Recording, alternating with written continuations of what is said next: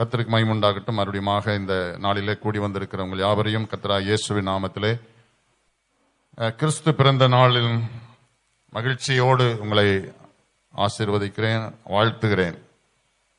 God bless you. கர்த்தர் உங்களை ஆசீர்வதிப்பாராக. நீங்களும் ஒரு வார்த்தை சொல்லுங்களேன். God bless you too. ஆமா, கர்த்தர் உங்களை ஆசீர்வதிப்பாராக. நீங்களும் சொல்லலாம், பதில் சொல்லலாம். God bless you. கர்த்தர் உங்களை ஆசீர்வதிப்பாராக. கர்த்தருக்கு ஸ்தோத்திரம். அவை கர்த்தர் நம்ம ஒவ்வொருவரையும் ஆசீர்வதிப்பதற்காக அவருடைய கரத்திலே நாம் ஒப்பு கொடுத்திருக்கிறோம். ஒருபோதும் நம்மை விட்டு விலகாதபடி நம்மோடு தங்கியிருக்கிற நம்முடைய அருமை ஆண்டவர் இயேசு இந்த புலோகத்தில் அவதரித்து வந்தார் என்கிறதான செய்தி ரொம்ப சந்தோஷமான செய்தி. அப்ப சின்ன பிள்ளைகளாக இருந்ததான காலத்தில் கிறிஸ்துமஸ் கொண்டாடுகிறது என்பது ரொம்ப சிறப்பான ஒரு கொண்டாட்டமாக இருக்கும். அதனால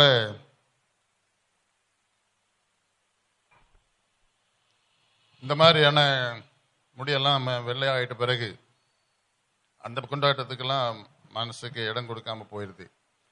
அதனால சிறு பிள்ளைகள் அந்த நிமித்தமாக நாங்கெல்லாம் அப்படியெல்லாம் கொண்டாடினா ஒன்றும் பிரயோஜனம் இல்லை, நீங்க இப்படி செய்யக்கூடாது அப்படி செய்யக்கூடாதுன்னு உங்களை எல்லாம் போட்டு டிஸ்கரேஜ் பண்ணிடுவோம். எங்களுக்கு அந்த மாதிரி வயசு ஆயிட்டதுனால எங்க வயசான மாதிரி நாங்க எங்க விருப்பம் வேற மாதிரி இருக்கும். ஆனால் சிறு பிள்ளைகளாக இருக்கிறவங்க, வாலிப பிள்ளைகளாக இருக்கிறவங்களுக்கு கொண்டாட்டம் என்கிறது உற்சாகமான ஒரு காரியம்தான். ஆகவே இயேசு கிறிஸ்து பிறந்தார் என்கிறதான செய்தி உண்மையிலேயே மகிழ்ச்சியான ஒரு செய்தி. கர்த்தருக்கு ஸ்தோத்திரம். மகிழ்ச்சி என்று சொல்லும்போது பல கோணங்களிலேயும் அது மகிழ்ச்சி வெளிப்படும். மகிழ்ச்சி வெளிப்படும். இந்த கிங் இஸ் பார்ன் என்ற பாட்டு முதல்ல நான் கேட்கும்போது அவங்க பாடினவங்க இந்த ஆப்பிரிக்கன்ஸ் தான். இதை பாடுற விஷயத்துல அவங்களுடைய காரியமே வேற. பாட்டு பாடுகிற விஷயத்துல ஆப்பிரிக்கன்ஸ் எல்லாம் பாடினாங்கன்னு சொன்னா அது ரொம்ப குதூகலமாக இருக்கும், கொண்டாட்டமாக இருக்கும். அவங்க உடம்பு சரீரம் எல்லாம் சேர்ந்து பாடும், வெறும் வாய் மட்டும் பாடாது. பாட்டு பாடுகிறது என்கிற விஷயத்துல அவங்க கிட்ட தான் நம்ம நிறைய காரியங்களை கத்துக்க வேண்டியிருக்கிறோம். ஆண்டவரை துதிக்கிற விஷயத்துலையும் கூட அவங்களுடைய காரியத்துல சரீரம் முழுவதுமே கிங் இஸ் பார்ன் அப்படின்னாங்கன்னா நிஜமாவே அது அவங்க உள்ளத்துல சரீரம் முழுவதுமே உணர்ந்த உணர்வாக அது இருக்கும். ஆகவே நம்ம பிள்ளைங்களுக்கு கூட அது மாதிரி தான் நம்ம பிராக்டிஸ் பண்ணும்படியாக அவங்களுக்கு நம்ம கற்றுக் கொடுக்கிறோம். பாடல் வெறும் உதட்டளவிலே வருகிற பாடலாக மட்டுமில்லாம கைகள், கால்கள், நம்முடைய சரீரம், அவயவங்கள் உள்ள அப்படியே மொத்தமும் துடிக்கிற துடிப்பாக இருக்கிற அந்த மாதிரியான உற்சாகத்துக்குரிய பாடலாக அமைவதற்கு இந்த மாதிரியான ஒரு பாடலாக அமையும்படிக்கு ஆவியானவர் நமக்கு உதவி செய்கிறார். பரிசுத்த ஆவியானவர் உதவி செய்கிறார். கர்த்தருக்கு ஸ்தோத்திரம். கர்த்தராகிய இயேசு கிறிஸ்து இந்த உலகத்தில் 2015 வருஷங்களுக்கு முன்பாக இந்த உலகத்தில் அவதரித்து வந்தார் என்பதை எத்தனை பேர் விசுவாசிக்கிறீர்கள்? எவ்ரிபாடி? எனக்கு நம்பிக்கை இல்லை. ஏதோ நான் கிறிஸ்துமஸ் சொன்னாங்க அதனால நான் சர்ச்சுக்கு வந்திருக்கிறேன் அப்படின்னு சொல்றவங்க யாரும் இருக்கிறீங்களா? கிறிஸ்துமஸ் சொல்லி ஏதோ எல்லாம் கிறிஸ்தவங்க எல்லாம் சர்ச்சில் செலிப்ரேட் பண்றாங்க அதனால வந்திருக்கிறேன். இந்த மாதிரியான கருத்து அற்ற மனநிலைமையோடு கூட அநேகருடைய வாழ்க்கையில இருக்குதான் செய்கிறார்கள். கிறிஸ்துவ தங்களுடைய உள்ளத்தில் இல்லாதவங்க தான் நிறைய பேர் கிறிஸ்துவ வாழ்த்துதலை தெரிவித்துக் கொண்டிருக்கிறார்கள். எல்லாருக்கும் நமக்கு எல்லாம் வாழ்த்துதல் தெரிவிக்கிறவங்க அவங்களுடைய உள்ளத்துக்குள்ள கிறிஸ்து இல்லை, அவங்களுக்கு உள்ளத்துக்குள்ள உண்மையான மகிழ்ச்சி இல்லை, உண்மையான சந்தோஷம் இல்லை, உண்மையான ஆசீர்வாதங்கள் அவங்க பெற்றுக்கொள்ள முடியல. ஆனாலும் அவங்க எல்லாம் கிறிஸ்துமஸ் வாழ்த்துதலை தெரிவித்துக் கொண்டிருக்கிறார்கள். ஆனால் கிறிஸ்து நமக்குள்ள இருக்கிறார் என்று சொல்லுகிறவர்கள் நாம் உண்மையாகவே ஒருவரை ஒருவர் நாம சந்தோஷமாக வாழ்த்துவது நமக்கு கிடைத்திருக்கிற பெரிய பாக்கியம். ஆமா, நீங்க அப்படிப்பட்ட ஒரு காரியமாக சந்தோஷப்படுவதற்கு காரணம் உண்டு. முதலாவது, நாம் சந்தோஷமாக இருப்பதற்கு காரணம் என்று சொல்லுவதை காட்டிலும் சந்தோஷமாக இருக்க முடியாத போகிறதுக்கு காரணம், சந்தோஷமாக இருக்க முடியாமல் போகிறதுக்கு ஒரு காரணம் இருக்கு. அதுதான் நம்முடைய வேதத்துல முக்கியமாக ஆண்டவர் டீல் பண்ணி இருக்கிற விஷயமே அதுதான். என்ன விஷயம்? சந்தோஷமா இருக்க முடியாதபடி பண்ணுகிற காரியம் என்ன? அது what's the problem that makes us to not to enjoy our life? நம்முடைய வாழ்க்கையை சந்தோஷமாக வாழ முடியாதபடி பண்ணுகிற காரியம் நம்முடைய வாழ்க்கையில் இருக்கிறதான பாவம். பாவம் 1 தீமோத்தேயு 1ஆம் அதிகாரம் 15ஆம் வசனத்தை வாசித்து பாருங்கள். கர்த்தருடைய வார்த்தை என்ன சொல்கிறது? பாவிகளை ரட்சிக்க கிறிஸ்து இயேசு உலகத்தில் வந்தார் என்கிற வார்த்தை உண்மையும் எல்லா அங்கீகரிப்புக்கும் பாத்திரமாய் இருக்கிறது. அவர் இந்த உலகத்தில் வந்தார் என்று சொன்னால் ஒரு மேஜர் ரோல், அவருடைய முக்கியமான ஒரு ஆதாரமா தேவை என்னன்னு சொன்னா, இந்த உலகத்துக்கு ஒரு பெரிய தேவை இருந்துச்சு. அந்த பெரிய தேவைக்கு முதல்ல ஆரம்பத்திலிருந்து பெரிய பெரிய முயற்சிகள் எல்லாம் செய்யப்பட்டு தான் இருந்துச்சு. ஆதாம் பாவம் செய்த அந்த நாளில் இருந்து அப்புறம் அதுக்கு பிறகு காணிக்கை கொடுக்கும் போது ஆரம்பத்திலேயே பிரச்சனை வந்தது. முதல்ல ஏவாள் கீழ்ப்படியாம போனது நிமித்தம் முதல் பாவம் உள்ள பிரவேசித்தது. இந்த பாவம் உள்ள வந்ததிலிருந்து மனுஷனுடைய காரியம் அத்தனையுமே பாழாப்பச்சு. பாவம் என்கிற ஒன்று மனுஷனுடைய வாழ்க்கை இப்படிதான் கீழ்த்தரமாக்கி விடுகிறது. அதுதான் நீதிமொழிகள் புத்தகத்தில் நான் வாசிக்கும் போது, நீதி ஜனத்தை உயர்த்தும், நீதி ஜனத்தை உயர்த்தும், ஆனால் பாவமோ எல்லா ஜனத்துக்கும் இகழ்ச்சி. பாவம் தான் மனுஷனை கீழே பாதாளத்துக்கு கொண்டு போகக்கூடியது. ஆகவே பாவமோ எந்த ஜனத்துக்கும் இகழ்ச்சி, ஆனா நீதி ஜனத்தை உயர்த்தும்.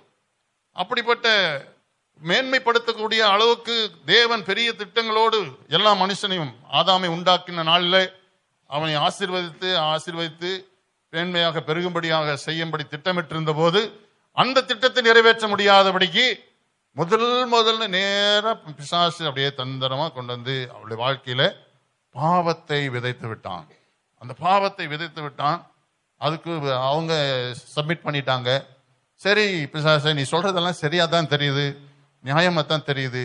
அவர் ஏதோ சொன்னாரு, இது சாப்பிட வேண்டாம்னு சொன்னாரு. நீ சொல்றது பார்த்தா நல்ல கனி நல்ல அழகா தான் இருக்குது, அருமையாக இருக்குது, சாப்பிடும்போது கூட நல்ல ருசியா தான் இருந்துச்சு. ஆகவே இது என்ன, அவருடைய வாழ்க்கை என்னவாயிட்டுன்னா, தேவன் என்ன சொன்னாரோ அதற்கு மாறாக எதிராக அவர்களுடைய வாழ்க்கையை மாற்றி போட்டது. அதுக்கு நிமித்தம் ஏற்பட்ட காரியம்தான் இன்றைக்கு மனிதர்களாக இருக்கிற நாம் எல்லோரும் சந்தித்துக் கொண்டிருக்கிற எல்லா விதமான சங்கடங்களுக்கும் வேதனைகளுக்கும் காரியம் ஆதாரம் அந்த முதல் மனுஷன் செய்த பாவம். ஆகவே அன்றைக்கே ஒரு பாவம். அதுக்கு அடுத்த பிள்ளை, அவங்களுக்கு பிறந்த பிள்ளைகள், அவங்க 2 பேருக்குள்ளேயும் பார்த்தோன்னா சிம்பிளாக அண்ணன் தம்பிகளுக்குள்ள சின்ன பிரச்சனை தான், வேற ஒன்றும் இல்லை. 2 பேர் காணிக்கை கொடுக்க போனாங்க. காணிக்கையில ஒருவருடைய காணிக்கையை கர்த்தர் அங்கீகரித்துக் கொண்டார், இன்னொருத்தனுடைய காணிக்கையை ஏற்றுக்கொள்ளவில்லை. காணிக்கை ஏற்றுக்கொள்ளவில்லை என்று சொன்னால் உடனே நாம செய்ய வேண்டிய காரியம் என்ன என்றால், என் காணிக்கை ஆண்டவர் ஏற்றுக்கொள்ளலன்னு சொன்னா உடனே, என்ன ஆண்டவரே, என்னிடத்துல என்ன குறை இருக்குது, ஆண்டவரே என்னை ஏற்றுக்கொள்ளணும், முதலாவது என்னை ஏற்றுக்கொள்ளுங்க, என்னுடைய காணிக்கை ஏற்றுக்கொள்ளுங்க. அப்படி ஏற்றுக்கொள்ள முடியாதபடிக்கு என்னிடத்துல என்ன தடை இருக்குது, தயவு செய்து எனக்கு சொல்லுங்க, அந்த காரியத்திலிருந்து நான் உண்மையாக விடுதலை பெற விரும்புகிறேன், எப்படியாவது நீங்க என்னுடைய காணிக்கையை நீங்க அங்கீகரித்துக் கொள்ள வேண்டும் என்று சொல்லி ஆண்டவரோடு போய் ஒப்புரவாக வேண்டிய விஷயம். அப்படி ஒப்புரவாவதற்கு பதிலாக அவன் செய்த தீர்மானம், முதல்ல போய் தன்னுடைய தம்பியை கொலை செய்து விட்டான். இந்த மாதிரி பாவம் உலகத்திலே பிரவேசித்தது. மொத்தத்திலே பாவத்து நிமித்தமாக பரிகாரமாக மக்களுக்கு பரிகாரம் செலுத்த வேண்டும் என்பதற்காக ஏராளமான ஆடுகள் பலி செலுத்தப்பட்டது, ஏராளமான மாடுகள் பலி செலுத்தப்பட்டது, ஏராளமான ரத்தம் சிந்தப்பட்டது. இப்படி எல்லாம் பரிகாரமாக பாவத்துக்கு பரிகாரம் என்று சொல்லி வருஷங்கள் தோறும் அந்த பண்டிகை கொண்டாடுவதற்காக போகிறவர்கள் பலி செலுத்தி எங்கள் பாவங்களை மன்னியும் என்று சொல்லி திரும்ப வாய்ப்பாடு சொல்ற மாதிரி அவங்க சொல்லினாலும் பாவங்கள் அவர்களை விட்டு முழுவதும் நீங்கள. அது நிமித்தமாக அவர்கள் பாவத்துக்குள்ள இருந்து விடுதலை பெறாத ஒரு மனநிலைமையோடு கூட, அவருடைய மனதிலே போராட்டங்களோடு கூட வாழ்க்கையெல்லாம் இருந்துட்டு இருந்த போது, கிட்டத்தட்ட மல்கியா தீர்க்கதரிசன காலம் வரையிலும் அந்த எல்லா மக்களுக்கும் அவர்களுக்கு பல விதத்திலேயும் அவர்களுக்கு பாவத்திலிருந்து விடுதலை ஆக்கும்படியான வழிமுறைகள் எல்லாம் ஆண்டவர் ஏற்படுத்தி கொடுத்தார். அவர்களுக்கு எகிப்துல அடிமைகளாக கொண்டு போனப்பட்டார்கள், அப்புறம் ராஜாக்களை கொடுத்தார், அப்புறம் அவங்களுக்கு தீர்க்கதரிசிகளை கொடுத்தார்.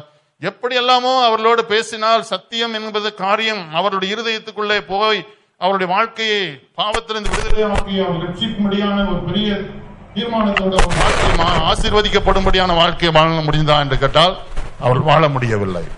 ஆகவே மனுக்குலத்துக்கு ரட்சிப்பு உண்டாகும்படியான இந்த காரியத்தை நிமித்தம் தேவன் அநாதி தீர்மானத்தின்படியாகவே இந்த 2015 வருஷங்களுக்கு முன்பாக இந்த பூலோகத்திலே அவரே இந்த பூலோகத்துக்கு வர வேண்டிய அவசியம் ஏற்பட்டது.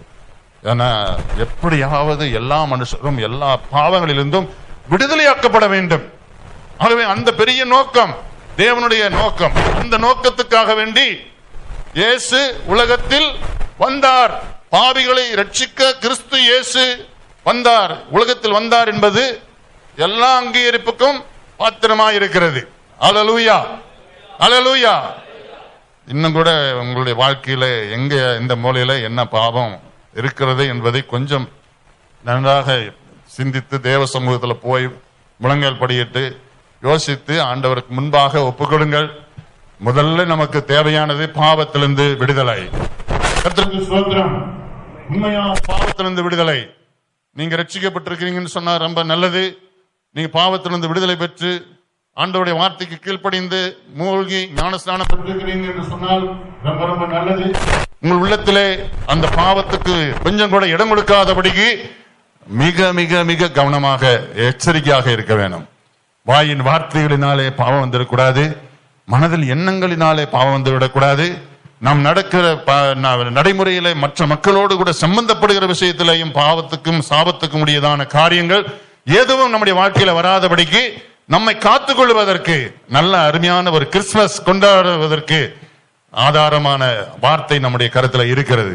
ஆகவே அப்படியெல்லாம் நாம் எதற்கும் உடன்படாதபடி இந்த உலகத்தில் இருக்கிற பாவத்துக்கு எந்த விதத்திலையும் கொஞ்சம் கூட இணங்காதபடிக்கு ஒப்பு கொடுக்காதபடிக்கு முற்றிலும் பாவத்திலிருந்து விடுதலை ஆகும்படியாக இந்த இயேசு நமக்கு கொடுக்கப்பட்டிருக்கிறார். பாவத்திலிருந்து ஒரு பெரிய விடுதலை உண்டாக்கும்படியாக. அதுதான் ஏசாயா தீர்க்கதரிசன புஸ்தகத்திலே நாம் வாசிக்கிறோம். 9ஆம் அதிகாரத்தில் நமக்கு ஒரு பாலகன் பிறந்தார், நமக்கு ஒரு குமாரன் கொடுக்கப்பட்டார், கர்த்தத்துவம் அவர் தோளின் மேல் இருக்கும், அவர் நாமம் அதிசயமானவர், ஆலோசனை கர்த்தா, வல்லமையுள்ள தேவன், நித்திய பிதா, சமாதான பிரபு என்னப்படும். ஆமென், அல்லேலூயா. அப்படிப்பட்ட ஆண்டவர் அவர் இந்த உலகத்தில் வந்தபோது நமக்கு ஒரு பாலகன் பிறந்தார், நமக்கு ஒரு குமாரன் கொடுக்கப்பட்டார். அவர் கொடுக்கப்பட்டார். கர்த்தருக்கு ஸ்தோத்திரம். நீங்க மத்தேயு சுவிசேஷத்திலே 1ஆம் அதிகாரத்தில் வாசிக்கும் போது அவங்க வாசிக்கிறோம், ஆபிரகாமின் குமாரனாகிய தாவீதின் குமாரனான இயேசு கிறிஸ்துவின் வம்ச வரலாறு என்று போட்டிருக்கோம். அதை தொடர்ந்து நீங்கள் பார்த்தீங்கன்னு சொன்னா ஆபிரகாம் ஈசாக்கை பெற்றான், ஈசாக்கு யாக்கோபை பெற்றான், யாக்கோபு யூதாவையும் அவன் சகோதரரையும் பெற்றான். அப்ப வரிசை அடுத்தது அங்கிருந்து செயின், அப்படியே செயின் வருது. யூதா, பாரேஸ், பாரேஸுக்கு பிறகு சேராவா, எஸ்ரோமை பெற்றான். அப்படி வரிசை அப்படியே வருது, எல்லாம் வரிசையாக வருகிறது. இந்த வரிசையினுடைய முக்கியத்துவம் என்னன்னு கேட்டா, நம்ம எல்லாம் படிக்கிறதுக்கு போர் அடிக்கிறதுக்காக பத்தை எழுதி வைக்கல. யாரை பெற்றா என்ன, அந்த ஹிஸ்டரி புஸ்தகமே நமக்கு ஒத்து வராத ஒரு புஸ்தகம். ஹிஸ்டரியில் பாடங்கள் படிச்சிருக்கீங்களா? எத்தனை மார்க் வாங்கியிருக்கிறீங்க? யாராவது ஹிஸ்டரியில் 100 மார்க் வாங்கணுங்க யாரும் இருக்கீங்களா? 90 மார்க் வாங்கணுங்க இருக்கிறீங்களா? ஹிஸ்டரியில் 80, 50 ஹிஸ்டரி 50 மார்க் வாங்கியிருக்கீங்க. பரவாயில்ல, நல்லா 1 2 3 எல்லாம் ஞாபகம் வச்சிருக்கிற மாதிரி எல்லாம் ஞாபக சக்தி இருந்தால் மட்டும்தான் ஹிஸ்டரி படிக்க முடியும். ஹிஸ்டரி படிக்கிறதுன்னா அவ்வளோ கஷ்டமான ஒரு காரியம். ஆனால் அந்த மாதிரி ஹிஸ்டரி படிக்கிறவங்களுக்கு இன்ட்ரெஸ்ட் இல்லாத ஒரு புஸ்தகம் என்று சொன்னால் இந்த மத்தேயு 1ஆம் அதிகாரம். ஹிஸ்டரி படிக்க பார்த்தா அவங்க ஈசாக்கை பெற்றான், யாக்கோபை பெற்றான், யூதா பாரேஸை பெற்றான், எப்படி வரிசை எஸ்ரோமை பெற்றான் என்றெல்லாம் வரிசையா வரும்போது அந்த வரிசையை பார்த்தீங்கன்னு சொன்னா எல்லாம் அது அவங்கள லைஃப் எல்லாத்தையும் கொஞ்சம் கொஞ்சம் உள்ள ஆராய்ச்சி பண்ணி பார்க்கறதுக்கு அவசியமான ஒன்று இருக்குது. அதுல இது முக்கியம் என்னன்னு கேட்டா, என் மத்தேயு இதுகளெல்லாம் இந்த வரிசையாக அவங்க எல்லாரையும் கொண்டு வர்றதுக்கு காரணம் என்னன்னு கேட்டா, இந்த யூதர்கள் இருக்கிறாங்களே இவங்களுக்கு இயேசு கிறிஸ்துவை பற்றி எண்ணம் எப்போதும் எதிரான எண்ணமாக இருந்துச்சு. இயேசு எப்படி அவர்களுடைய எதிர்பார்ப்பு என்னவோ வாக்குத்தத்தம் பண்ணப்பட்டபடி மேசியா வருவார் என்கிறதான ஒரு எதிர்பார்ப்பு இருக்கிறது. மேசியா என்று சொன்னால் அபிஷேகம் பண்ணப்பட்டவர் என்று அர்த்தம். கிறிஸ்து என்று சொன்னால் அபிஷேகம் பண்ணப்பட்டவர் என்று அர்த்தம். மேசியா என்று சொன்னால் அபிஷேகம் பண்ணப்பட்டவர் என்று அர்த்தம். மேசியா என்பது எபிரேய மொழியிலே சொல்லப்படுகிற வார்த்தை. கிறிஸ்து என்பது கிரேக்க மொழியிலே சொல்லப்படுகிற வார்த்தை. இப்போ ஒரு பாட்டு பாடினாங்க கிங்கிஸ் பான்ல, இல்லை இன்னொரு பாட்டு பாடினாங்க, அந்த இது வாழ்த்து பாட்டு, is Navi data Belize Navi date அப்படின்னு ஒரு பாட்டு பாடினாங்க. அது என்னன்னா அது பிரெஞ்சு, நம்ம தெரியாத பாஷை.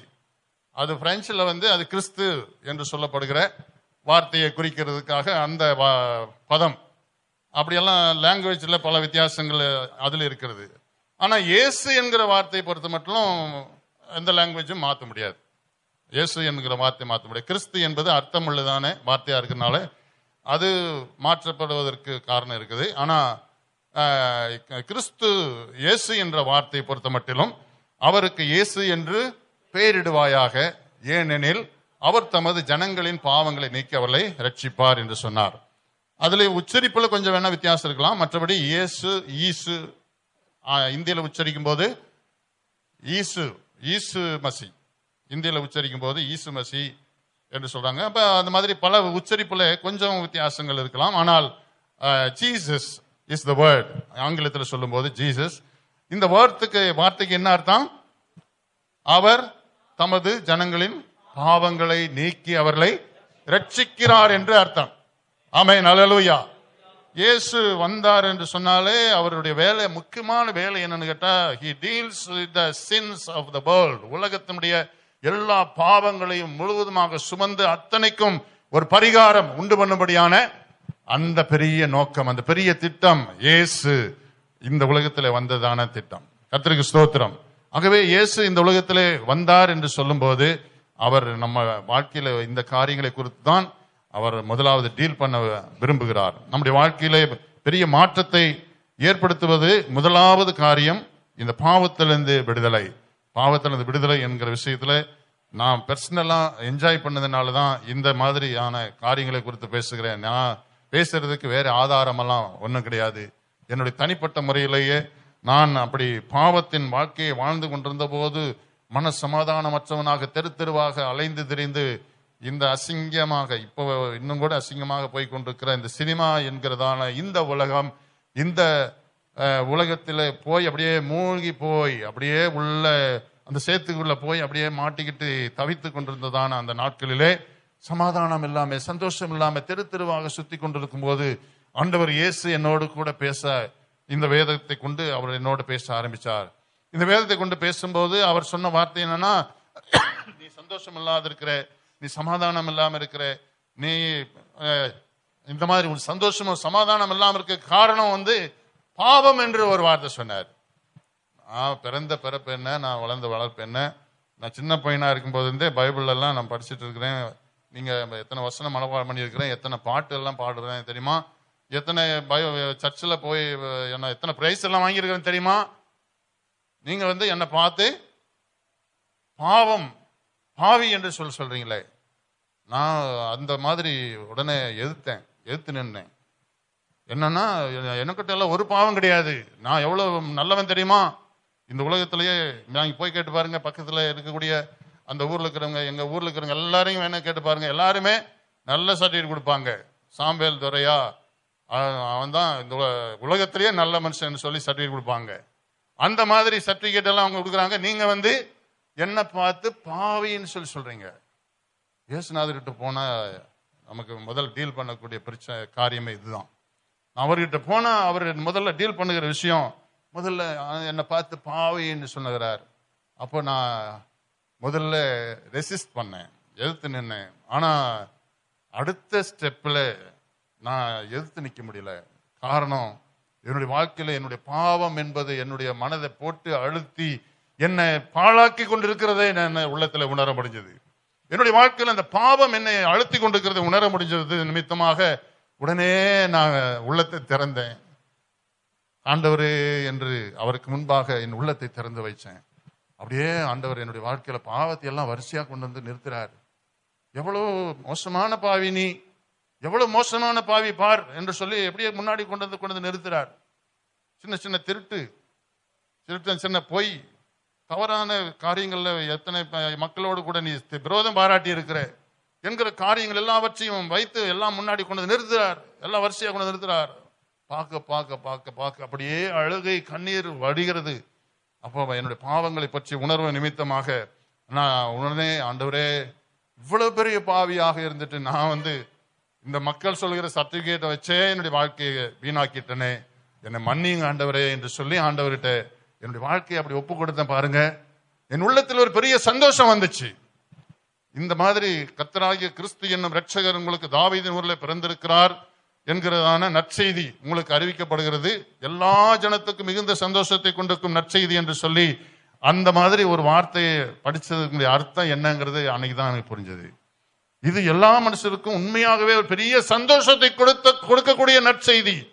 அது சந்தோஷம் வெறும் சந்தோஷமாக சொல்லல. எப்படி சந்தோஷமா? மிகுந்த சந்தோஷம்.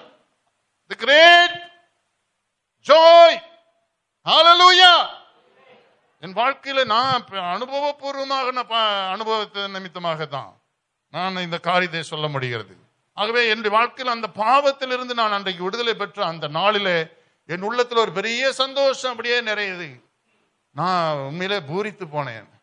இந்த பைபிள் அத்தனை வருஷமாக என்னுடைய கையில இருந்தும் அதனுடைய அருமை என்னன்னு அத்தனை நாளும் தெரியல.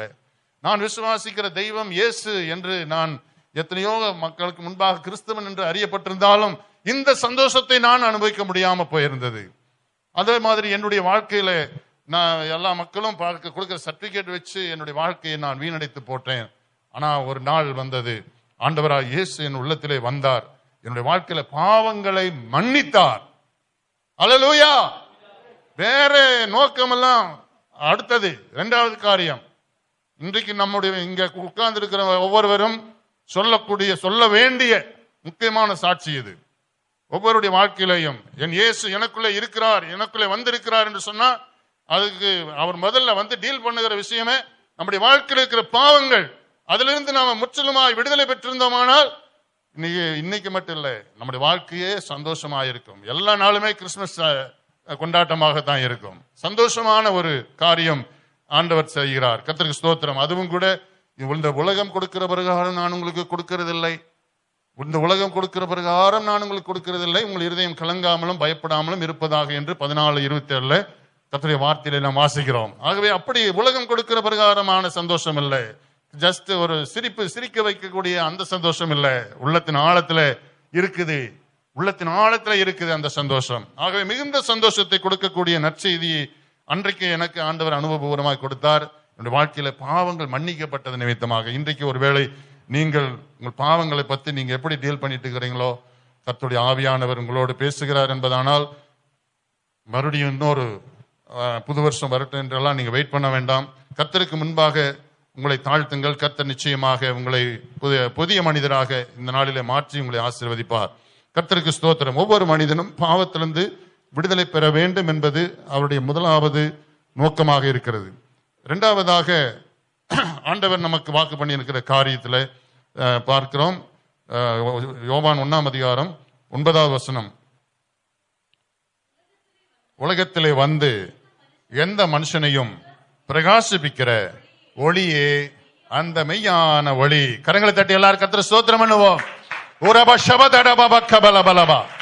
ஆமென். ஹல்லேலூயா. எந்த மனுஷனையும் பிரகாசிப்பிக்கிற ஒளி அந்த மெய்யான ஒளி. இயேசு வந்தார் என்று சொன்னால் அவர் 1000 வாட்ஸ் பவர் என்ற அளவில் மட்டுமில்லை, உலகத்துக்கு மொத்தத்துக்கும் ஒரே ஒரு லைட் ஆண்டவர் உண்டாக்கி வச்சிருக்கிறார். அந்த வெளிச்சம் உலகம் மொத்தத்தையும் வெளிச்சமாக மாற்றிடுது. ஒரே ஒரு சூரியனை உண்டாக்கி வைத்து அந்த சூரியனை வைத்து உலகம் மொத்தத்துக்கும் வெளிச்சத்தை உண்டாக்கும்படி செய்திருக்கிறார். எந்த பக்கங்கள் எல்லாம் அந்த சூரியன் படுதோ அந்த இடமெல்லாம் வெளிச்சமாக இருக்கிறது. சூரியன் படாத பகுதிகளெல்லாம் இருட்டாயிடுது. சூரியன் இருக்கிற திசைகளில் மட்டும்தான், இருக்கிற இடங்கள்ல மட்டும்தான் வெளிச்சம் உண்டாயிருக்கிறது. நம்முடைய அருமை ஆண்டவர் இயேசுவும் நான் இந்த உலகத்துக்கு ஒளியாக வந்தேன் என்று சொல்லுகிறார்.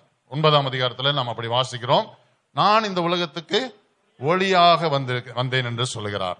அதை பற்றி யோவான் ஸ்நானகன் அவர் சொல்லும்போது அவர் அந்த ஒளியை குறித்து சாட்சி கொடுக்கும்படியாக வந்தேன் என்று சொல்லி 1ஆம் அதிகாரத்தில் நாம் வாசிக்கிறோம்.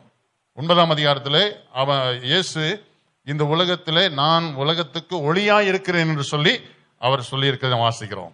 ஆகவே வாழ்க்கையிலே அவர் ஒளியாக இருக்கிறது மட்டுமில்ல, அவர் ஒளியாக இருக்கிறார். அவர் ஒருவரும் சேரக்கூடாத ஒளியிலே வாசம் பண்ணுகிறவராய் இருக்கிறார். ஒருவராலும் நம்முடைய மாம்சம் கண்களாலே நிச்சயமாக காணக்கூடாதவராக அவர் இருக்கிறார். மாம்சத்தின்படி அவரை நம்ம கண்ணால நிச்சயமாய் பார்க்க முடியாத படியாக அந்த மாதிரி பிரகாசமான ஒளியில் இருக்கிறார். ஏன்னா அந்த பிரகாசம் என்பது நிச்சயமாக ஒரு முறை பார்த்தா நம்ம கண்ணுக்குள்ளாகி போயிடும். அந்த பிரகாசத்தை ஒரு முறை கண்ணில் பார்த்தா வெளிச்சத்தை காட்டிலும் அந்த வெளிச்சத்தை ஒரு முறை கண்ணில் பார்த்தாலே நம்ம கண்கள் குருடாக்கி போடும். அந்த மாதிரியான ஒருவரும் சேரக்கூடாத ஒளியிலே வாசம் பண்ணக்கூடியவராக நம்முடைய ஆண்டவர் இருக்கிறார். ஆனால் அந்த ஒளியிலே வாசம் பண்ணக்கூடிய தெய்வம் அவர் ஏதோ ஒளியாக இருக்கிறார் என்பது மட்டுமில்ல, அவர் நம்மை என்ன செய்கிறாராம்? ஒளிமயமாக நம்மை மாற்றுகிறார். ஹல்லேலூயா, ஹல்லேலூயா. மாறாவின் தண்ணீர் எல்லாம் மதுரமாக மாறி போகும். ஆமென். ஒருவரும் சேரக்கூடாத ஒளியில வாசமாயிருக்கிறவர் நம்முடைய வாழ்க்கையிலேயும் இருளான வாழ்க்கையெல்லாம் ஒளிமயமாக மாறி போகும். ஆமென். எப்படி ஒரு கிறிஸ்துமஸ் கொண்டாட்டத்தின் காரியம் நம்முடைய வாழ்க்கை எப்படி ஆசீர்வாதமாக்குகிறது பாருங்கள். இப்படியெல்லாம் நம்ம இருளான வாழ்க்கையில நம்முடைய வாழ்க்கை அப்படி கடந்து போய் நம்முடைய வாழ்க்கை நஷ்டப்பட்டு போகக்கூடாது. எந்த மனுஷனையும் கீழே வைத்து அவங்கள தாழ்மையான ஒரு வாழ்க்கையிலே இருந்து அவங்களுடைய வாழ்க்கை அப்படியே நாசமாகி போகும்படியாக விட்டு விடுகிறதில்லை. கர்த்தருக்கு ஸ்தோத்திரம். இங்க வெள்ளைக்காரங்களெல்லாம் இந்தியாவுக்கு வந்தாங்க. கிட்டத்தட்ட 15ஆம் நூற்றாண்டு போல அவங்க ஆங்கிலேயர்கள் இந்தியா தேசத்துக்கு வந்தாங்க. அப்படி வந்தவங்க இங்க இந்தியா தேசத்துல பார்த்தா நல்ல ப்ராப்பர்ட்டிஸ், நல்ல விலையுயர்ந்த பொருட்கள் எல்லாம் இங்கே இருக்கு. விலையுயர்ந்தவைகளாக இருக்குது, மிக செல்வங்களாக குவிந்து கிடக்குது. ஆனா மக்கள் எப்படி இருக்கிறாங்கன்னு பார்த்தீங்கன்னா எல்லாம் கோவணம் தான். அன்னைக்கு இருந்த விவசாயம் பண்றவங்க எல்லாம் பார்த்தீங்கன்னா அன்னைக்கு ஏர் ஓட்டுகிறவங்க அவங்க போட்டு கொண்டிருக்கிற ட்ரெஸ் என்னன்னு கேட்டா இடுப்புல ஒரு அரணா கயிறு கட்டியிருப்பாங்க, அவர் கோவணம் கட்டியிருப்பாங்க, தலையில ஒரு உருமால் கட்டியிருப்பாங்க. இதுதான் அவங்களுக்கு மேக்சிமம் அவங்களுக்கு அதிகமான ட்ரெஸ். ஏதாவது வீட்டுக்கு போனதுன்னு சொன்னா ஒரு இடுப்புல ஒரு துணியை சுத்துற மாதிரி வேஷ்டி ஒன்ன கட்டிக்குவாங்க. இப்படிதான் மக்களுடைய வாழ்க்கை தரமெல்லாம் இருந்துச்சு. வாழ்க்கையினுடைய தரம் இப்படிதான் இருந்துச்சு. ஆனா படிப்பு என்கிற விஷயத்துல நம்ம நாட்டுல கல்வி என்கிற விஷயத்துல சொல்ல போனா திருவள்ளுவர் எல்லாம் 2000 வருஷத்துக்கு முன்பாக அவர் வாழ்ந்தவர். 2000 வருஷத்துக்கு முன்பாக வாழ்ந்தவர். அவர் எழுதியிருக்கிறதான வார்த்தைகள் எல்லாம் இன்னைக்கு மக்கள் படிக்க படிக்க ரொம்ப கருமையான கருத்துக்களுடைய புஸ்தகங்கள்லாம் இருக்குது. அந்த மாதிரி இலக்கியங்கள்ல படிச்சதுன்னா நல்ல நல்ல இலக்கியங்கள்லாம் இருக்குது. நம்ம தமிழ் மொழியிலேயும் நல்ல கருத்தான பாடல்கள் எல்லாம் ரொம்ப அருமையான பாடலாம் இருக்குது. ஆனா இவைகளெல்லாம் இருந்தாலும் அவர்களுக்கு கிடைத்ததான வாழ்க்கை எப்படிப்பட்ட வாழ்க்கையா இருந்ததுன்னா வாழ்க்கை தரம் என்கிற விஷயத்துல ஏதோ ஒரு சிலர் நல்ல மாஸ்டராக ஒரு உயர்ந்த தரத்துல இருந்தாங்க. பெரும்பாலும் இந்த உலகத்தில் இருந்த மக்கள் எல்லாரும் அவங்க பாடுகள், வியாதிகள், சரீர அளவிலே வேதனை என்று சொல்லுகிற அளவுக்கு அவங்க கீழ்த்தரமான வாழ்க்கையிலேயே அவள் வாழ்க்கை கடந்து போயிருந்தது. ஆனால் எப்போ இயேசு வந்தாரோ, இயேசு வந்த பிறகு அவங்களுடைய வாழ்க்கையை பார்த்தீங்கன்னு சொன்னா படிப்படியாக அவங்க அப்படியே மேல உயர்ந்து இன்றைக்கு எவ்வளவோ மேன்மையான ஒரு ஸ்தானத்திலே கிறிஸ்தவம் என்பது நிச்சயமாக தமிழ்நாட்டில் ஒரு மேன்மையான ஒரு ஸ்தானத்திலே சேர்ந்திருக்குது. கர்த்தருக்கு ஸ்தோத்திரம்.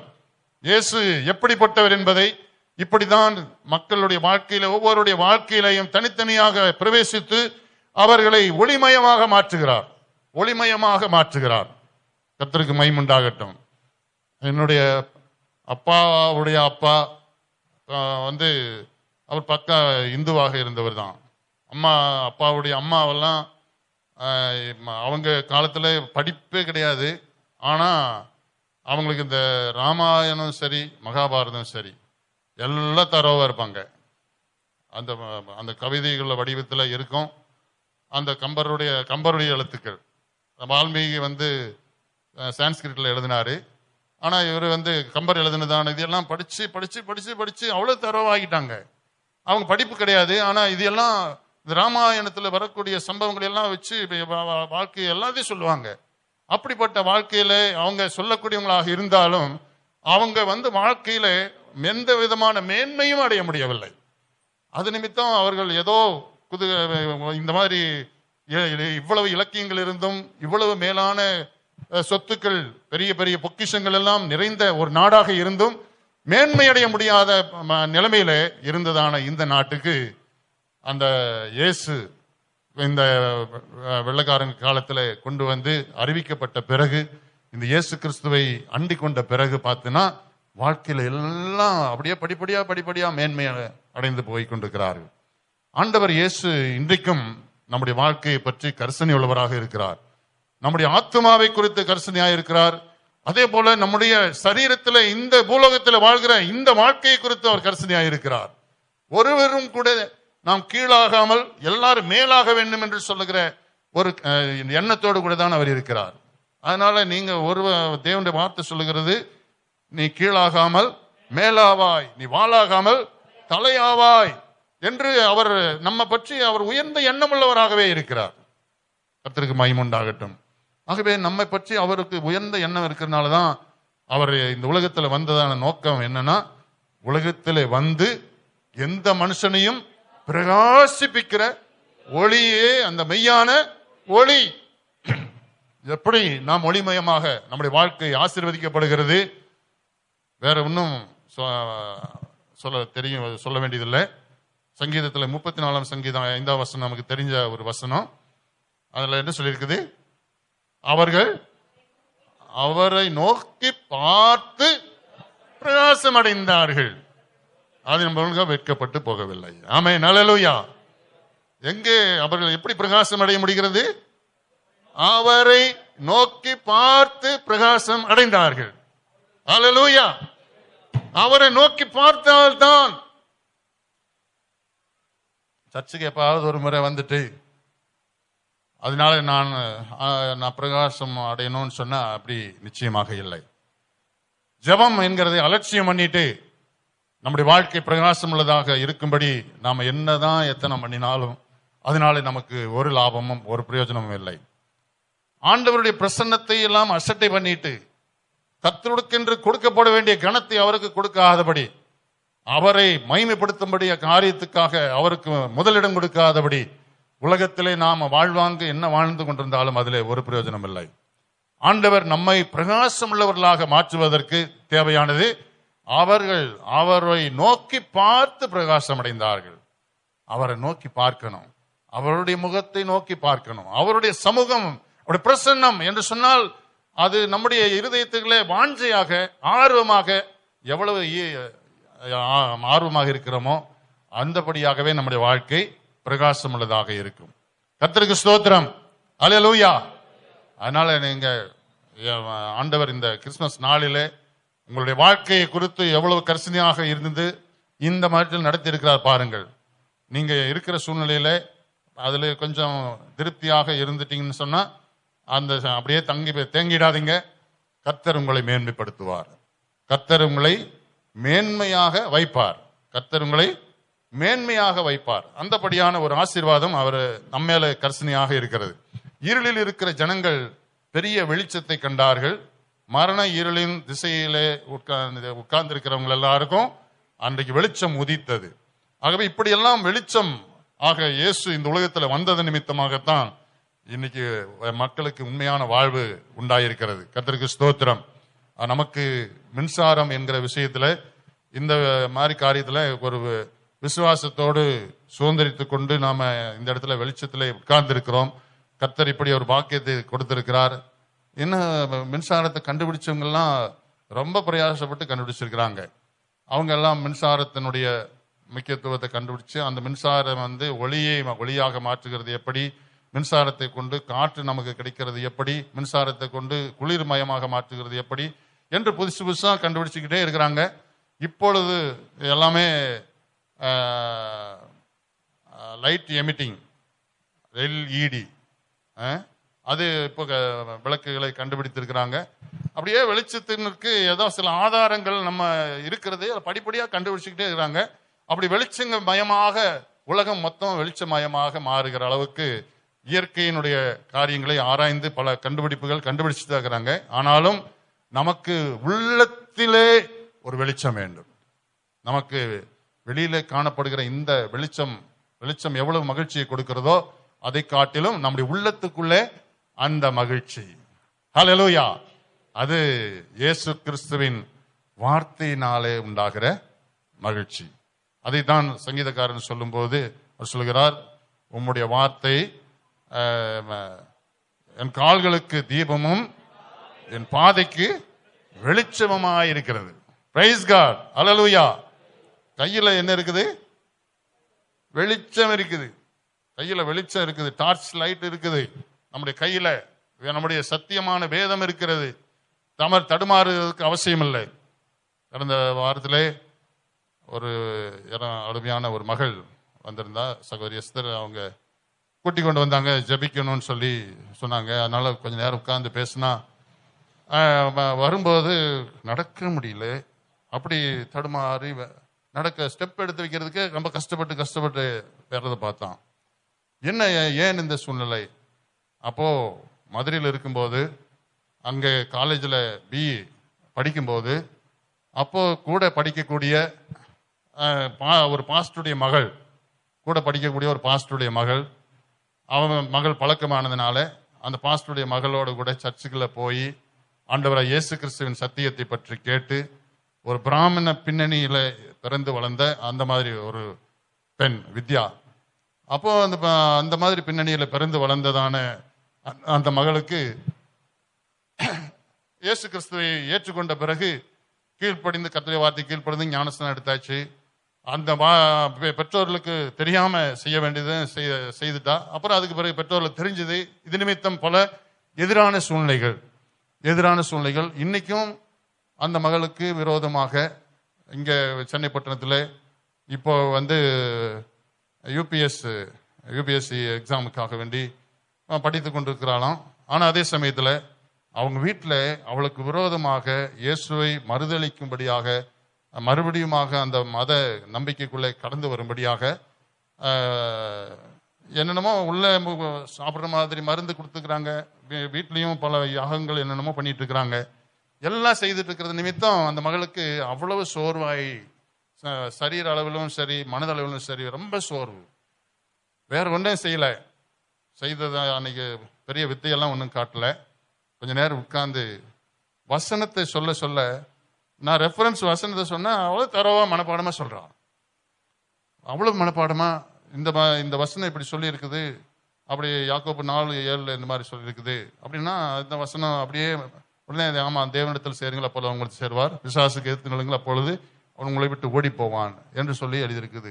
இவ்வளவு தரவாக வசனத்தை சொல்லக்கூடிய மகளாக இருந்தும் அந்த சரீரத்தில் பெரிய ஒரு சோர்வு, மனதளவில் பெரிய சோர்வு. வேற ஒன்றும் இல்லை, கொஞ்ச நேரம் உட்கார்ந்து இந்த வசனத்தை சொல்ல திடீரென்று சொல்லுகிற ஒரு மகளுடைய முகம் அப்படியே திடீர்னு ஒரு மலர்ச்சி வர ஆரம்பிச்சது. அப்புறமா சொன்னா, ஏதோ ஒரு பெரிய ஒரு சக்தி, ஒரு விடுதலை கிடைச்ச மாதிரி இருக்கு என்று சொல்லி சொன்னார். வேற எதுக்கு நம்ம சக்தி வேற எதுல இருக்கிறது? நீங்க இங்க போய் பார்த்தீங்கன்னா தெரியும், நீங்க இந்த வார்த்தைக்குள்ளே போனீங்கன்னா தெரியும். வெறும் வசனத்தை சொல்லி கொண்டிருக்கும் போது ஒரு பெரிய விடுதலை உண்டாயிருச்சு. அந்த மகள் போகும்போது அவ்வளவு சந்தோஷமாக, இவ்வளவு காரியம் எனக்கு தெரிஞ்சிருக்குது, எல்லா வசனமும் தரவா தெரிஞ்சிருக்குது, ஆனா இது எல்லாம் பிளைண்ட் ஆக்கி போட்ட பிசாசுடைய தந்திரத்தை நிமித்தம் என்னுடைய நிலைமை இப்படி இருந்துச்சு என்று சொல்லி அந்த மகள் சொல்லிட்டு போகும்போது சொல்லிட்டு போனான் இந்த வாரத்துல. ஆக கர்த்தருக்குள் அருமையானவர்களே, நம்ம கையில வெளிச்சம் இருக்கிறது, ஒளி இருக்கிறது, ஜீவனுள்ள வார்த்தை இருக்கிறது. அது நிமித்தம் நாம் எப்பொழுதும் வெளிச்சம் காண்கிறோம். ஆகவே நம்முடைய வாழ்க்கை ஒளிமயமாக மாற்றுகிற கர்த்தர் நம்மோடு கூட இருந்து அவர் நம்முடைய வாழ்க்கையை ஒளிமயமாக மாற்றுகிறார். மூன்றாவதாக ஒரு காரியத்தை சொல்லி நான் முடிக்கிறேன். கிறிஸ்துமஸ் என்று சொல்லும்போது ஒரு நோக்கம், தேவனுடைய காரியம் என்னன்னா, மத்தேயு 2ஆம் அதிகாரம் 11ஆம் வசனத்துல நாம் வாசிக்கிறோம்.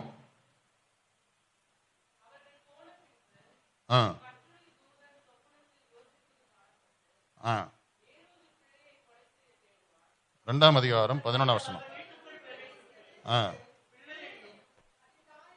மரியாளையும் கண்டு சாஷ்டாங்கமாக விழுந்து அதை பணிந்து கொண்டு தங்கள் பொக்கிஷங்களை திறந்து பொன்னையும் தூபவர்க்கத்தையும் வெள்ளை போலத்தையும் அவருக்கு காணிக்கையாக கொடுத்தார்கள். Praise God. இந்த சாஸ்திரிகள் முதல்லயே அவங்களுக்கு தெளிவாக ஒரு விஷன்ஸ் கிடைச்சிச்சு. அவங்க கண்டதான காட்சி நிமித்தம் ஆராய்ந்து கண்டுபிடித்த உண்மை என்னன்னா, ஒரு ராஜா பிறந்திருக்கிறார், பிறந்தவரே பிறப்பிலேயே அவர் ஒரு ராஜாவாகத்தான் அவர் பிறந்திருக்கிறார் என்று அவர்கள் கண்டுபிடித்து விட்டார்கள். அது நிமித்தம் அவர்கள் அந்த பிறந்த குழந்தையை நம்ம எப்படியாவது நாம் தரிசிக்க வேண்டும் என்று சொல்லுகிற திட்டத்தோடு அவர்கள் புறப்பட்டார்கள். அப்படி புறப்பட்டவர்கள் வெறுங்கையோடு போகவில்லை. அவர்கள் போன போது அவரை தரிசிக்கும் போது அவருக்கு ராஜாவாக பிறந்திருக்கிறாரே, அப்படியானால் அவருக்கு ஏதாவது நாம் கொடுக்க வேண்டும் என்று சொல்லுகிற எண்ணத்தோடு அவர்கள் வெள்ளை போலத்தையும் தூபவர்க்கத்தையும் பொன்னையும் அவங்க கையில எடுத்துக்கொண்டு போகிறார்கள். இது எத்தனை பேர் வந்தாங்க என்று சொல்லுகிற குறிப்பு அதில் சொல்லப்படவில்லை. ஆனால் 3 பொருட்கள் சொல்லி இருக்கிறதுனால 3 சாஸ்திரிகள் என்று சொல்லி அப்படி கெஸ் பண்ணப்படுகிறது. 3 சாஸ்திரிகள் வந்தார்கள். 3 பொருட்கள் கொடுத்தவர்கள் 3 பேர் 3 பொருள் கொடுத்தாங்க என்பதாக. ஆக இப்படி எத்தனை பேர் வந்தாங்க என்பதை பற்றிய காரியம் நமக்கு முக்கியமானதில்லை. ஆனா அவர்கள் அந்த குழந்தையை பார்த்த போது என்ன செய்தார்களாம்? சாஷ்டாங்கமாக விழுந்து பணிந்து கொண்டார்கள். ஆமென், அல்லேலூயா. இயேசு பிறந்த பிறப்பிலேயே அப்படி பணிந்து கொள்வதற்கு பாத்திரமானவர். இயேசு அவருடைய பிறப்பின் போதே அவர் அப்படியே அறியப்பட்டிருக்கிறவர். அவருக்கு முன்பாக பணிந்து கொள்வதற்கு அன்றைக்கு அவர் ஆராதிக்கப்பட்டது மட்டும் இல்லாம, அவர் மாம்சத்தின்படியாக ஒருவேளை 30 வருஷங்கள் பெற்றோரோடு கூட இருந்து வாழ்ந்தார் என்பதும், 30வது வயதில் ஞானஸ்நானம் எடுத்தார் என்பதும், அப்புறம் அதுக்கு பிறகு ஊழியம் ஆரம்பித்தார் என்பதும் நம்ம சரித்திரத்தில் நம்ம பார்க்கிறோம். அதற்கு பிறகு அவரை பார்க்க வந்தவர்கள் சில யூதர்கள் என்னமோ அவங்க எப்பவுமே அந்த நெகட்டிவ் மைண்ட்லயே அவரை எதிர்க்கிற மனதோடு கூட இருந்திருக்கிறாங்க. ஆனா மற்றவர்கள் அநேகர் அவரிடத்துல வந்தவங்க, கானானிய ஸ்திரீ வந்தபோது அவர் முதலாவது அவரை பணிந்து கொண்டாள் என்பதாக சொல்லியிருக்கிறது. அதே மாதிரி 100க்கு அதிபதி வந்த போதும் ஆண்டவராக இயேசுவுக்கு முன்பாக அவரை பணிந்து கொண்டான் என்பதாக சொல்லியிருக்கிறது. இப்படியெல்லாம் இயேசுவானவர் தாழ விழுந்து பணிந்து கொள்வதற்கு அவர் பாத்திரமானவராய் இருக்கிறார். He alone is worthy of all honor, glory and praises. He alone is worthy for all worship. அவர் அந்த ஆராதனைக்கு பாத்திரமானவராய் இருக்கிறார். அவர் அப்படிப்பட்ட ஆராதனைக்கு உரியவராக இருக்கிறது நிமித்தமாகத்தான் அந்த இயேசுவை நம்முடைய வாழ்க்கையினுடைய மையமாக வைத்திருக்கிறோம், நம்ம நடுநாயகராக வைத்திருக்கிறோம். எந்தெந்த குணத்திலே ஆராதிக்கலாம் என்று சொன்னா, இங்க சர்ச்சுக்கு வந்தா இன்னைக்கு உட்கார்ந்து இருக்கிற நேரத்தில் எல்லாம் ஆராதிப்போம் என்று சொன்னா, அப்போ ஆராதிக்கிற அந்த ஆராதனை மட்டும் இல்லை.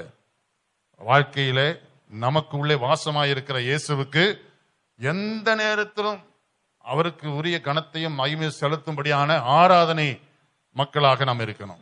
வெறும் பாட்டு பாடினாத்தான் ஆராதனை என்றெல்லாம் இல்லை. பாட்டு பாடுகிறது ஆராதனையிலே அது ஒரு முக்கியமான ஒரு பங்கு இருக்குது. நம்ம கான்சென்ட்ரேஷன் அந்த ஆவிக்குள்ளாகும்படியான ஒரு மனநிலைமையோடு கூட கர்த்தருக்கு ஆராதனை செய்வதற்கு அது உதவியாக இருக்கலாம். நாம தனிப்பட்ட முறையிலே தேவனை ஆராதிக்கிற ஏற்றபடியாக அந்த அருமையான இயேசு நமக்குள்ளே வந்து அவர் வாசமாய் இருக்கிறார். அவருடைய நாமத்தை நாம் அப்படி ஆராதிக்க வேண்டியவர்களாக இருக்கிறோம். ஆகவே கிறிஸ்துமஸ் என்று சொல்லப்படுகிறது, அவர் எல்லா தொழுகைக்கும் பாத்திரமானவராக இருக்கிறார் என்பது மட்டுமல்ல, அவர் சாஸ்தாங்கமாக விழுந்து பணிந்து கொள்கிறதும் மட்டுமில்லாம அவருக்கு நாம் உண்மை உள்ளவர்களாக காணிக்கைகள் மனப்பூர்வமாய் காணிக்கைகளை செலுத்த வேண்டியவர்களாக இருக்கிறோம்.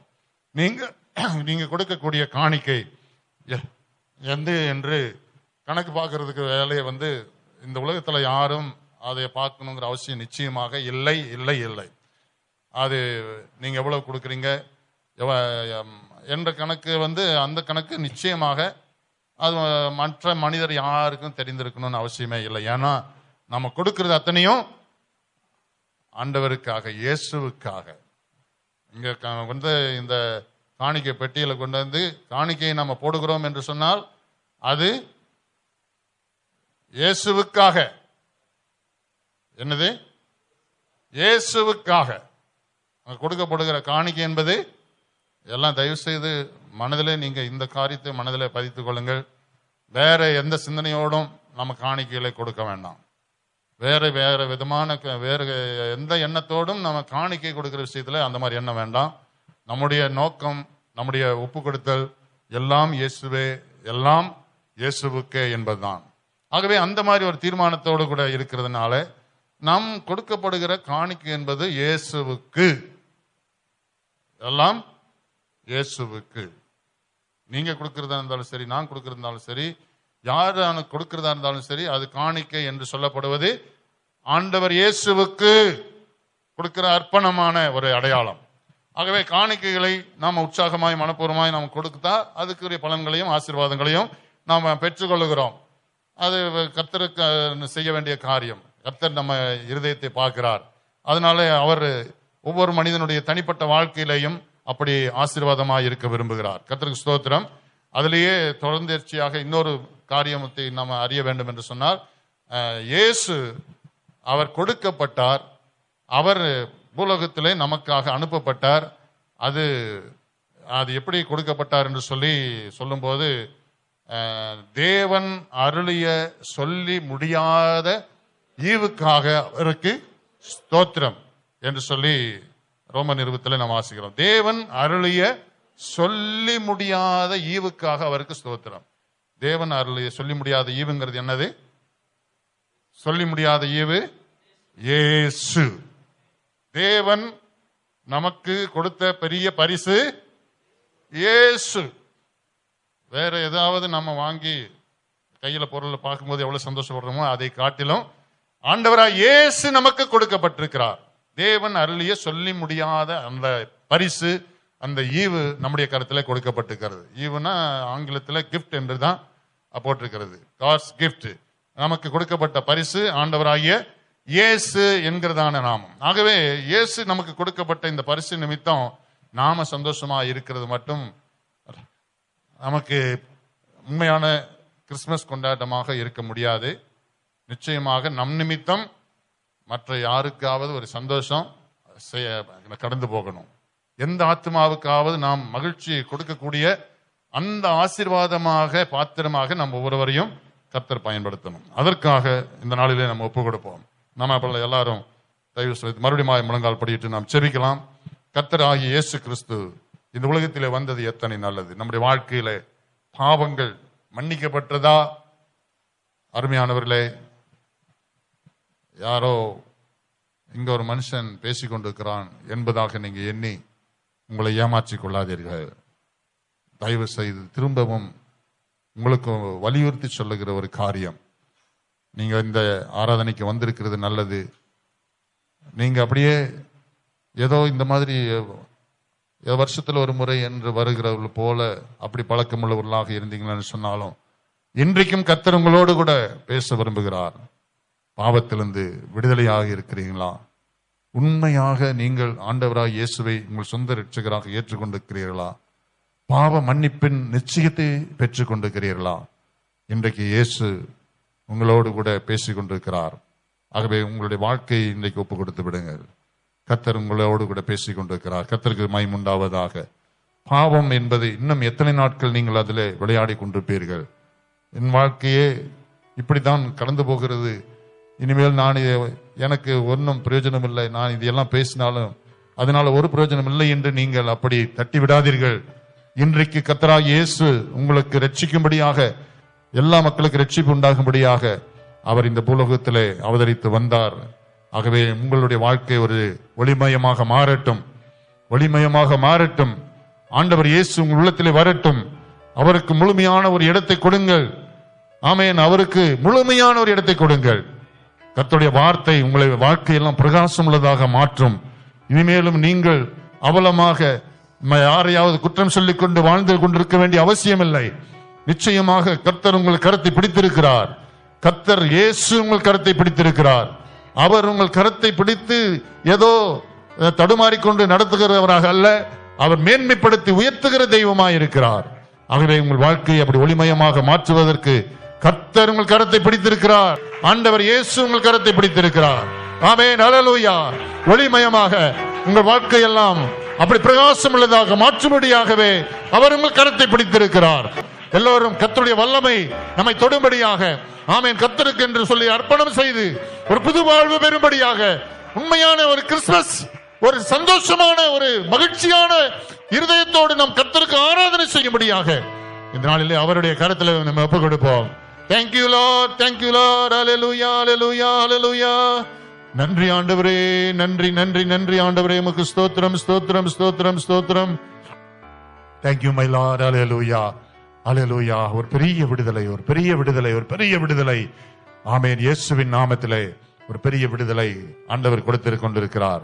சிறு பிள்ளைகள்ல கூட நீங்க ஏதோ ஒரு பொழுதுபோக்காக வேற நோக்கத்துக்காக நீங்க இருந்திருக்கலாம். கர்த்தர் உங்களோடு கூட பேசிக் கொண்டிருக்கிறார். கர்த்தர் உங்களையும் பாவத்திலிருந்து விடுதலை ஆக்குகிறார். சிறு குழந்தைகள், எங்களுடைய வாழ்க்கையிலே நீங்கள் இன்றைக்கே ஆண்டவருடைய சமூகத்தில் ஒப்புரவாகி உங்கள் பாவங்களிலிருந்து உண்மையான ஒரு விடுதலை பெற்றுக்கொண்டு கர்த்தருக்கென்று ஒரு அர்ப்பணம் செய்து, இனிமேல் ஆண்டவரே எந்த பாவத்துக்கு உடன்பட மாட்டேன் என்று சொல்லி ஒரு தீர்மானம் பண்ணி கொள்ளுங்கள். கர்த்தர் உங்களோடு கூட பேசிக் கொண்டிருக்கிறார்.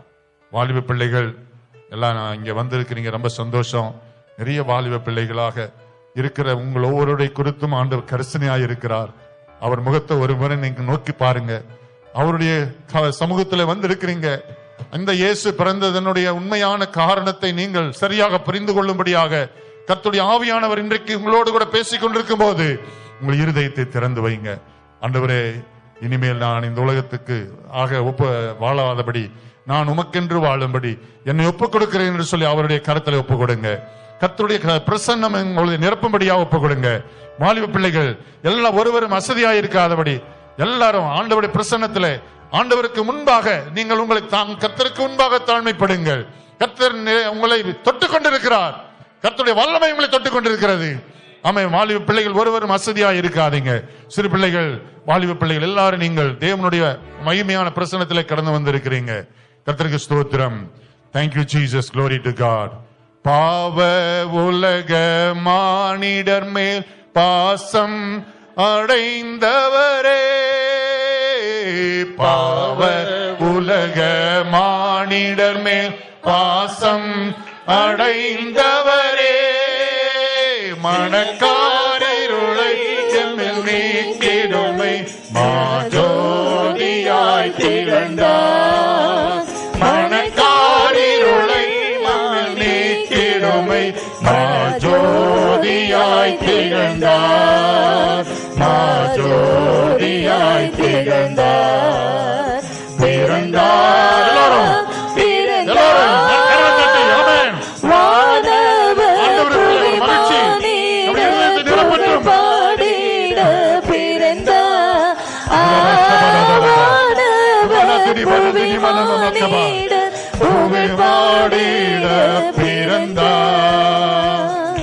இயேசு பிறந்தார் உள்ளமது இதை எங்கும் ஒருமனப்பட்டு உள்ளமது இதை எங்கும் சாற்றிடுவோம். புசிப்பும் குடிப்பும் தேவராஜ்யமல்ல பரநாவியில் மகிழ்வோம். புசிப்பும் குடிப்பும் தேவராஜ்யமல்ல பரநாவியில் மகிழ்வோம். பரநாவியில் மகிழ்வோம். பிறந்தார் பிறந்தார் வானவர் புவி மானிடர் புகழ் பாடிட பிறந்தார். வானவர் புவி மானிடர் புகழ் பாடிட பிறந்தார். Thank you, Jesus. Glory to God. இந்த வார்த்தை எல்லாம் உண்மையான வார்த்தைகள் தான். நிச்சயமாக புசிப்பும் குடிப்பும் தேவனுடைய ராஜ்யத்துக்கு அடுத்த காரியம் அல்ல. தேவனுடைய ராஜ்யத்துக்கு அடுத்த காரியம் எல்லாம் அது நம்முடைய உள்ளத்தின் ஆழத்திலே கொடுக்கப்பட்டிருக்க பரிசுத்த ஆவியினால் உண்டாகிற சந்தோஷம். ஆகவே அதுக்காக நம்ம புசிக்கவும் வேண்டாம், குடிக்கவும் வேண்டாம் என்று, அது எதுவுமே சாப்பிடாம வேண்டாம் என்கிற மாதிரி அந்த மாதிரி நெகட்டிவ் மைண்டுக்கு கடந்து போயிடாதீங்க. சாப்பிடுகிறதுல ஒரு சந்தோஷம் இருக்குது. ஆனா அதை காட்டிலும் நாம் தேவனுடைய பிள்ளைகளாக தேவனுடைய ராஜ்யத்துக்கு அடுத்ததான காரியங்களிலே முக்கியத்துவ கவனத்தை திருப்புவோம். இந்த வருஷத்தினுடைய முடிவுக்குள்ளாக ஆண்டவர் ஏதாவது ஒரு ஆத்மாவுக்கு நம்மை ஆசீர்வாதமாக பயன்படுத்துவாராக. கர்த்தாவே உமக்கு ஸ்தோத்திரம், உமக்கு ஸ்தோத்திரம். இங்க கடந்து வந்திருக்கிற எல்லா சகோதரர் மேலும் சகோதரிகள் மேலும் உங்க கிருபையும் உங்க பிரசன்னமும் உங்க ஆசீர்வாதம் தங்கி இருக்கும்படியாக ஜெபிக்கிறோம். இந்த நாளிலே பிசாசு வெட்கப்பட்டு போனான். கர்த்தாவே உமக்கு ஸ்தோத்திரம். பிசாசின் கிரியைகளை அழிக்கும்படிக்கு தேவகுமாரன் வெளிப்பட்டார். அப்படி நீங்க இந்த உலகத்திலே வந்தது நிமித்தம் பிசாசு அவன் தோற்கடிக்கப்பட்டான். அப்படி அவனுடைய வல்லமைகள் தோற்கடிக்கப்பட்டிருக்கிறது. என் அருமை ஆண்டவர் இயேசு, நீர் அப்படி முழுவதுமாக ஜெயம் எடுத்திருக்கிறீங்க. அதுக்காக ஸ்தோத்திரம். ஒவ்வொரு ஆத்மாவையும் நீ நேசிக்கிறீர். ஆகவே அந்த அன்பினால் ஒவ்வொரு ஆத்மாவை நிரப்புவீராக. எல்லா மகிமையும் கனமும் உமக்கே செலுத்துகிறோம். மீட்பர் இயேசுவின் நாமத்தில் பிதாவே. ஆமேன், ஆமேன், ஆமேன். கர்த்தருக்கு மகிமை உண்டாகட்டும்.